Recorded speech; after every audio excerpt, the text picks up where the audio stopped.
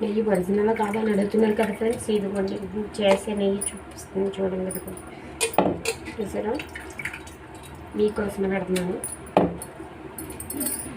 చూడండి. చూస్తున్నారా, ఇలా చక్కగా వాష్ చేసి 4-5 సార్లు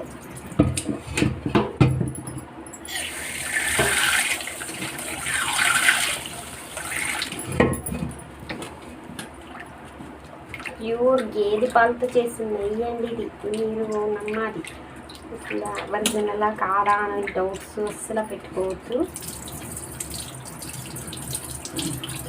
ఇలా క్లీన్ చేసుకొని చాలాసార్లు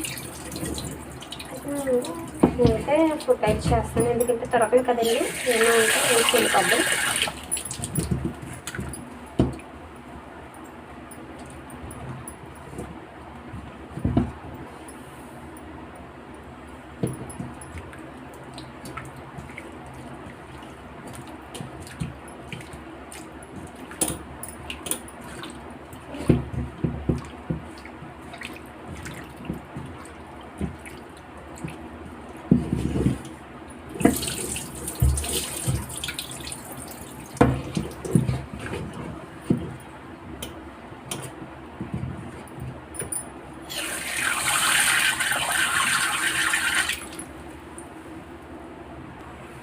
కడుక్కోవడం వీటి పెన్ను పెట్టి చక్కగా మొత్తం బాగా చూసారా,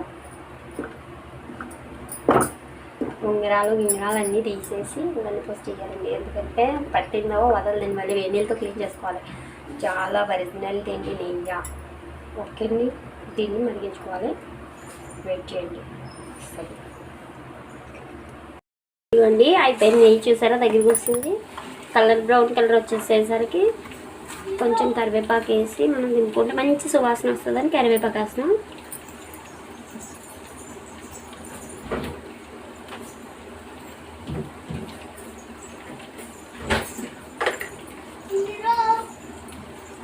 ఇదిగోండి ఫ్రెండ్స్, కరివేపాకు మంచి వాసన వస్తుంది. ఇప్పుడు కొంచెం ఇది కూడా వేసాక బాగా అచ్చటిపట్లు ఆడేదాకా మరిగించి అప్పుడు దింపేసుకొని చల్లారాక వడకట్టేసుకుంటే నెయ్యి రెడీ అయింది.